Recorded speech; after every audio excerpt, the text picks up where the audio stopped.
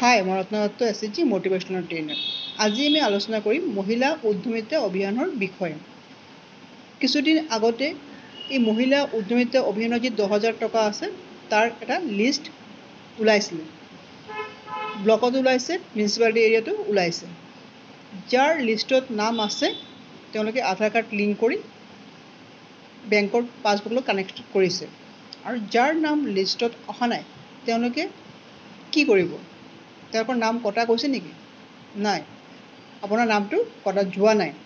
যদি আপোনাৰ লিষ্টত নাম অহা নাই তেন্তে মুখ্যমন্ত্ৰী ডাঙৰীয়াই কৈছে যে আপুনি এটা কাম কৰিব লাগিব আৰু সেই কামটো আপোনালোকে 30 জুনৰ ভিতৰতে কৰিব লাগিব। কি কাম কৰিব কৈছে? যদি আপোনাৰ ওচৰত যি বিধায়ক আছে সেই বিধায়কৰ পৰা আপোনাৰ এটা নাম লিখি আনিব লাগিব। তাত বিধায়কক ক'ব লাগিব যে মোৰ 10,000 টকাৰ লিষ্টত মোৰ নামটো অহা নাই, আপুনি নামটো লিখি দিয়ক। তেন্তে বিধায়কে আপোনাৰ নামটো লিখি দিব। লিখি দি পেলাই সেই কাগজটো আপুনি যদি গাঁৱত আছে তেন্তে পঞ্চায়ত নহ'লে ব্লকত জমা কৰিব, আৰু যদি টাউনত আছে তেন্তে মিউনিচিপালিটি এৰিয়াত জমা কৰিব লাগিব।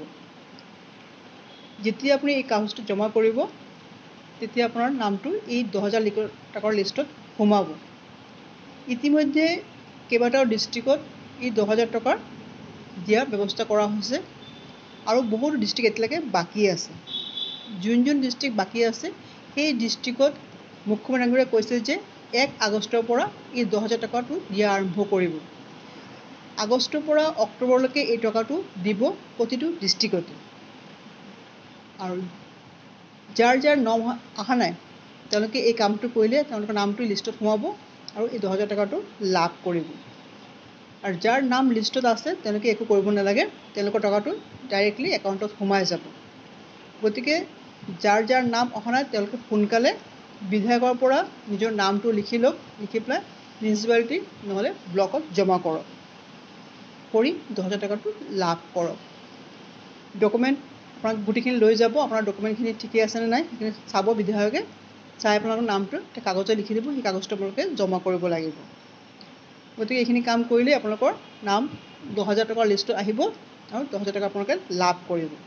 যদি ভিডিঅ'টো ভাল লাগে লাইক শ্বেয়াৰ কৰিব, ছাবস্ক্ৰাইব কৰিব। ধন্যবাদ।